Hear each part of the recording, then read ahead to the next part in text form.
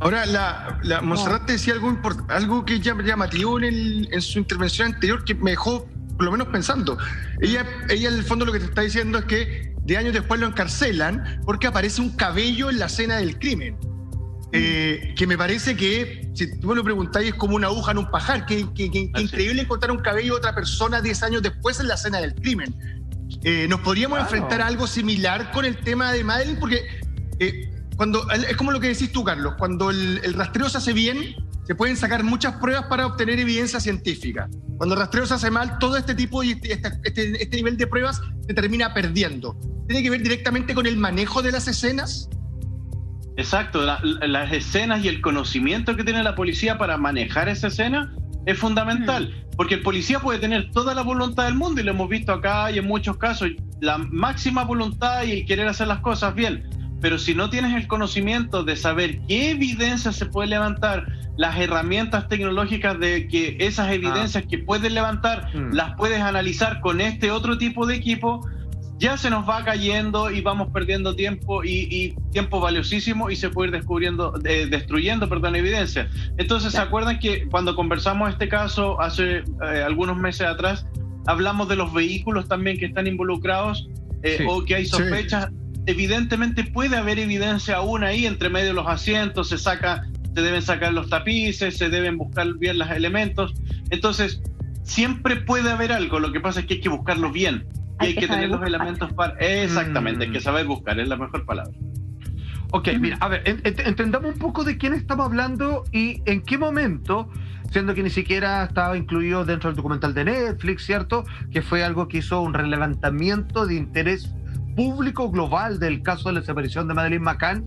Es cuando en junio del año pasado la Policía Metropolitana de Londres hace aparecer a un nuevo sospechoso. Se trata de este alemán, Christian B., de 43 años, que viajó por Portugal en una autocaravana en la misma fecha en que los McCann perdieron el rastro de su hija. Tenemos un titular que dice así, que nos llega de La Vanguardia, ni más ni menos, en donde afirma: la policía británica identifica. Son bien poco diplomáticos con las palabras, o sea, claramente esto huele a caso cerrado. La policía británica identifica a un recluso alemán como sospechoso en el caso de Madeleine McCann. Si esto yo lo uno con el fiscal, esto ya parece que está completado. De acuerdo con Scotland Yard, habría estado en el lugar y a la hora donde la menor fue vista por última vez. De hecho, su presencia en el lugar de los hechos queda confirmada irrefutablemente por una llamada realizada por el presunto culpable a través de una antena de telefonía móvil. Ahí lo triangularon, y el sospechoso, como decíamos, ha sido identificado por los medios alemanes como Christian B., y que está actualmente cumpliendo pena en Alemania por un caso similar. Vamos a hablar de este personaje que lo estamos viendo en pantalla. Por última vez voy a plantear lo siguiente.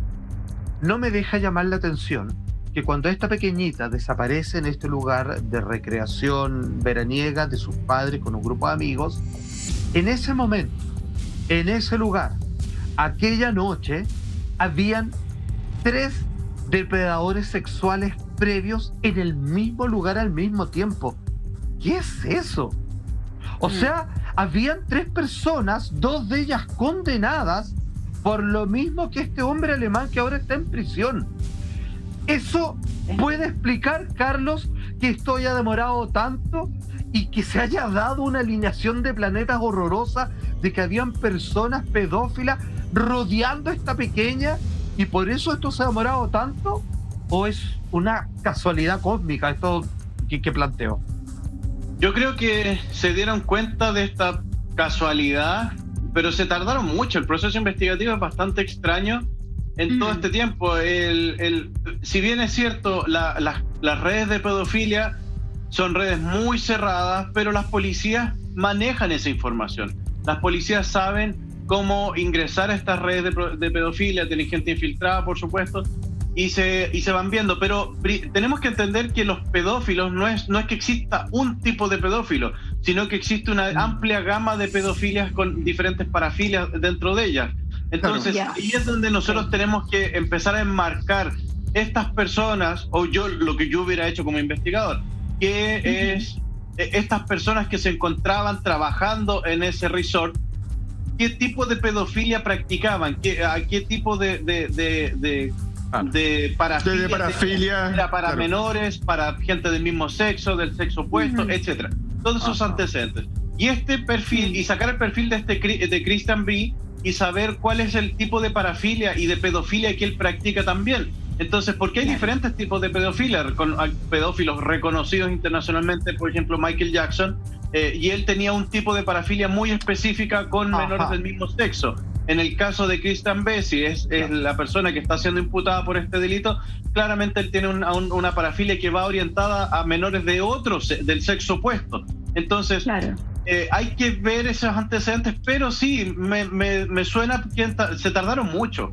Se tardaron mucho en analizar las personas que trabajaban en este resort y ver si es que estaban realmente conectados o no. Yo creo que estaban buscando una pista y les apareció este Christian B. y se empezaron a dar cuenta que era el perfil que se acercaba más, y obviamente ahora ya tienen evidencia en contra de él.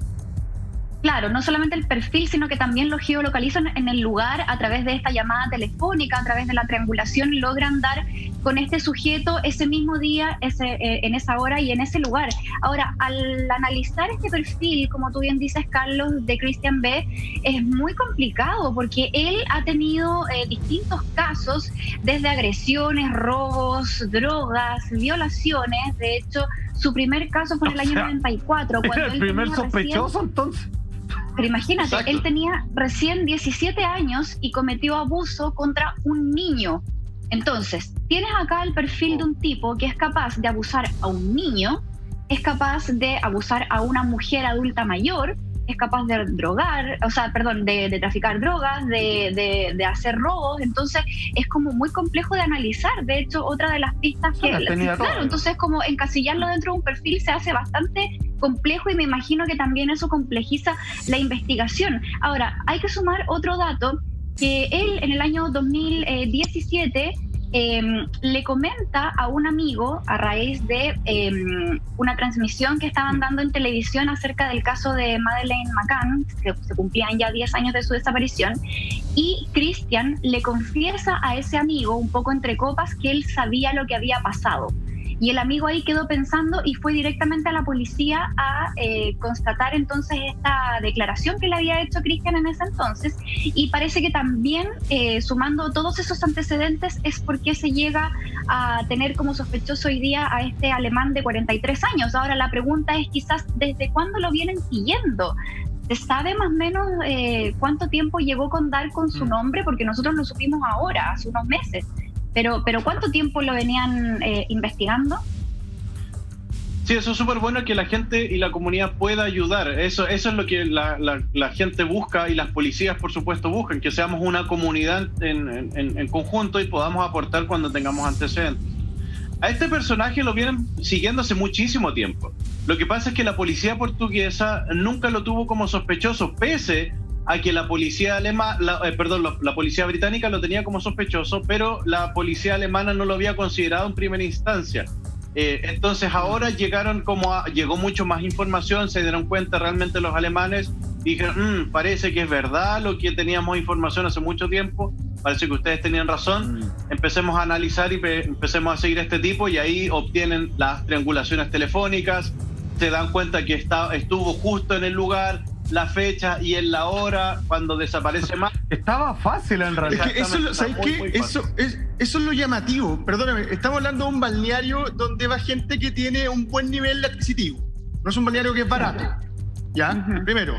Y aparece en este balneario una combi, porque él andaba en un auto que es bastante llamativo, un auto que no se debe ver constantemente en ese tipo de lugares, donde además, como decía Carlos, hay un delincuente sexual, un pedófilo, que ha pasado un montón ha pasado de país en país en su vehículo, y sin embargo no hay ningún llamado de alerta de tanto la policía a la sociedad. Entonces, ¿cómo es posible que dentro de la gran investigación que se hizo, de todo lo mediático que pasó que sigue pasando con este caso, y aún así dentro de los primeros meses jamás apareció ni en las cómicas, siendo que muchas veces la prensa, para bien o para mal, iba un poco más adelante que la policía respecto a la investigación y las pistas que se podían obtener? Entonces, me parece bastante llamativo que recién nos estemos entrando, o este tipo prestaba algún servicio.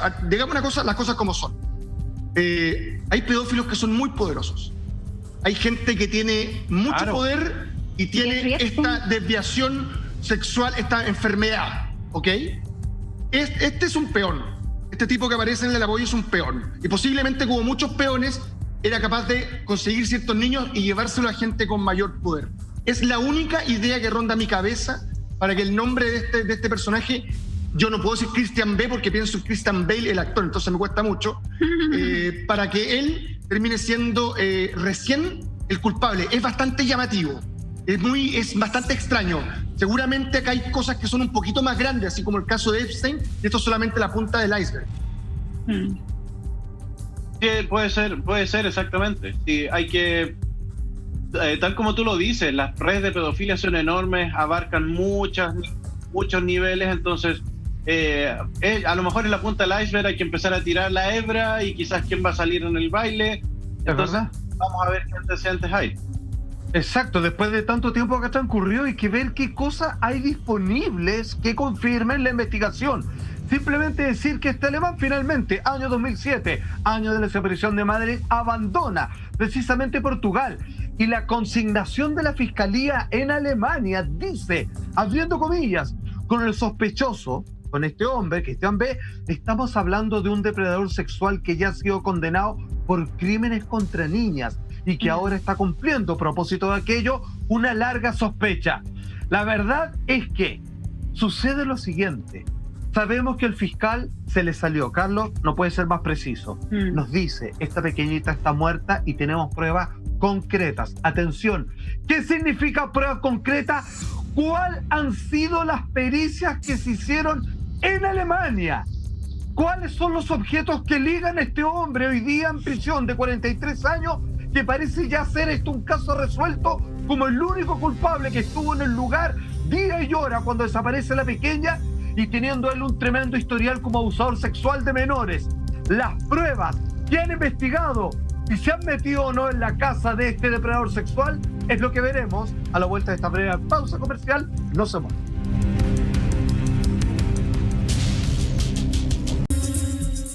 Ya estamos de regreso esta noche junto a ustedes en Así Somos. Estamos hablando de los últimos antecedentes del caso de Madeleine McCann. Para eso seguimos con nuestro especialista y cientista forense Carlos Gutiérrez. Tú puedes comentar con nosotros a través de nuestro hashtag que ves ahí en pantalla, @ASEnigma.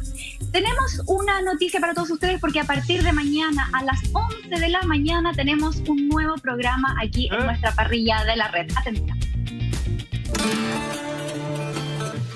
Este no es un comercial de café. Este es un programa que va directo al grano. Café cargado. Cargado de actualidad. Cargado de polémicas. Cargado de invitados. Y también cargado de buena onda. Café cargado. Estreno sábado 3 de octubre, 11 horas. A partir de mañana, entonces, a las 11 de la mañana, Café Cargado junto a Checho Irane por las pantallas de la red, por supuesto. Retomamos entonces y volvemos a los nuevos antecedentes que han surgido en torno al paradero de la pequeña Madeleine McCann, quien hoy tendría 17 años.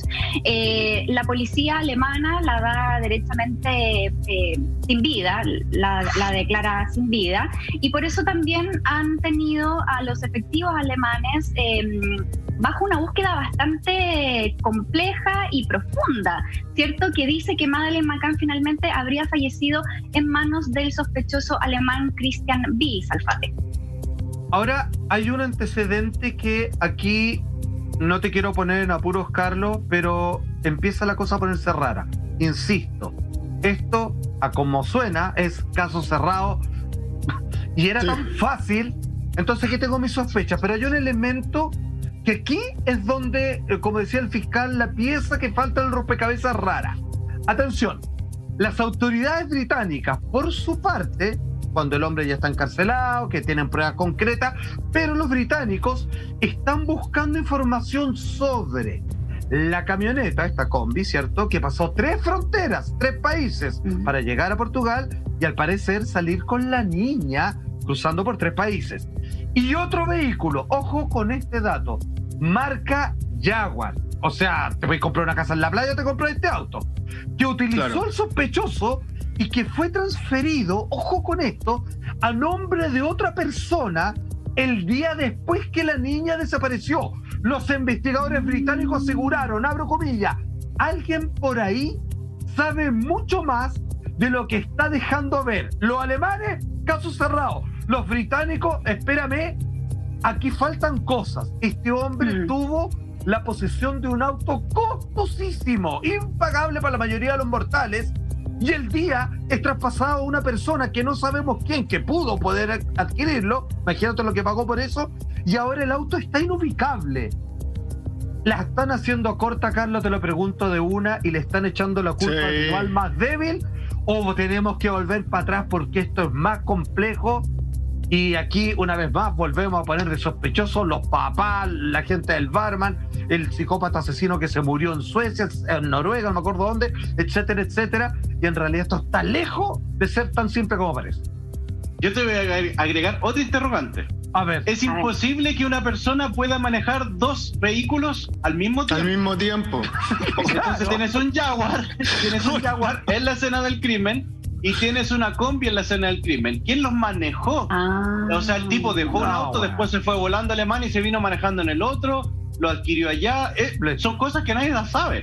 Entonces, o andaba acompañado, andaba solo, seguimos preguntando. El Jaguar habla de un tipo con alto poder adquisitivo. Sin duda. Entonces, un tipo poderoso, quizás un tipo que están cuidando, entonces.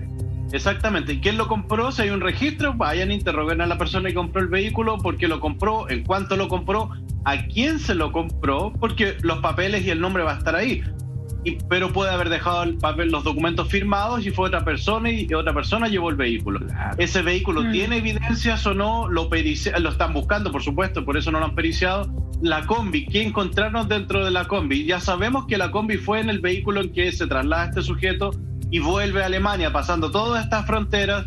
Nadie lo para en las fronteras, con un menor de edad, una niña, dentro del vehículo que no es su hija, no tiene ningún papel para ingresar, y así de fácil pasan menores y así de fácil pasan personas entre la frontera de Europa. Perdón, poner una hipótesis. ¿Y si la niña fue traída a Alemania en el Jaguar y es una persona tan poderosa que no le piden papeles, y por ejemplo tiene una inmunidad diplomática que podría costearse ese auto, y por eso uno dice, ¿cómo pasó una niña por 3 países? Porque quizá iba en el otro auto y este hombre la buscó para esta otra persona, esta niña. No sé, se me ocurre. Exacto, como te digo, son más dudas, va generando dudas. Dentro de la casa de este personaje que está detenido en Alemania, ¿qué encontraron que había en la casa? Era la única menor.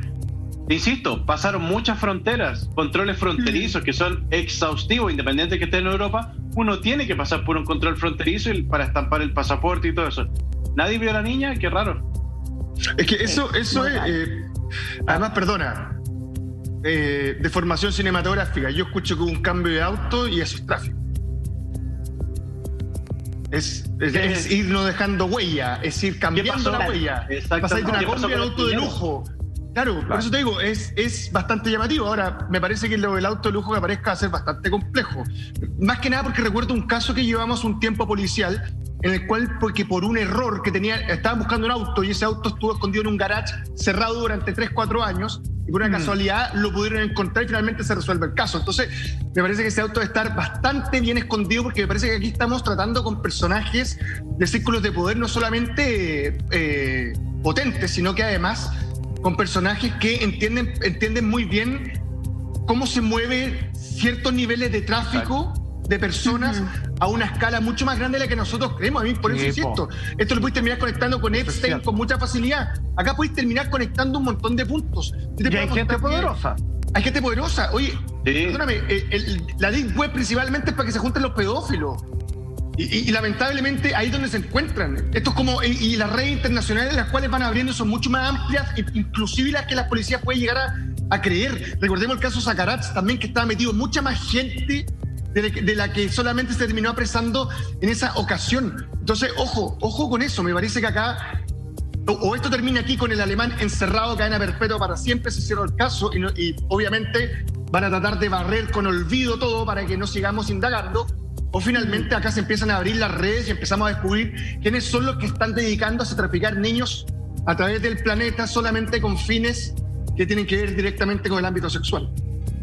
Pero da para pensar, quizás dieron efectivamente con una organización que va mucho más allá, que es efectivamente poderosa, y esta es una muestra de cerrar rápido el caso para que no se siga indagando por esa vía. Ahora, hay hartas hipótesis, hay hartos caminos que todavía deberían seguir investigándose de todas formas. Otro de esos caminos, Alfate, tiene que ver con las pericias que se están haciendo en Alemania, que tiene que ver con un lugar en específico que habría pertenecido a este sujeto que hoy se indican como el presunto autor de este crimen. Absolutamente, Monty. Mira, así se están dando las cosas. Este ciudadano alemán, hoy en prisión, 43 años, con el tremendo prontuario, donde no falta nada ahí, comienza a ser investigado también en acorde con la policía británica y alemana, ¿ok? Para hilar completamente todo. El fiscal ha dicho que hay algunas cosas que faltan, pero parece que eso no va a ser impedimento para condenarlo muy pronto. De hecho, durante el pasado mes de julio, un mes después donde aparece este hombre como consignado sospechoso, finalmente la policía revisó todos los pozos de la zona en las cercanías de la desaparición en busca del cuerpo de la menor sin llegar a encontrar nada. Por su parte, la autoridad alemana, tras este rastreo sin éxito alguno, fueron a una guardería en Hannover. Imagínate, o sea, todas las cosas que empezaron a tratar de ir volviendo sobre los pasos de este hombre, hasta que registran la casa del sospechoso en las cercanías de dicha ciudad. Y aquí hay algo importante. En esa oportunidad hallaron un sótano escondido, tapado, bajo los cimientos del edificio demolido. Entonces, en esta zona se utilizaron perros especializados en la búsqueda de cadáveres y elementos de rastreo avanzados como los que ha utilizado en tantas oportunidades nuestro Carlos. Mira, así lo consigna las pericias que se hicieron y el haber hallado este sótano oculto, según la nota de Sky News que reportearon precisamente en el lugar de estos hechos. Atención. En el último día de excavación, la policía encontró un sótano oculto en el que pudieran estar las pruebas que tanto necesitan. En la búsqueda en este terreno aislado, en donde alguna vez vivió el sospechoso, también participaron perros rastreadores, mientras la policía intenta resolver el caso de la desaparición de Madeleine.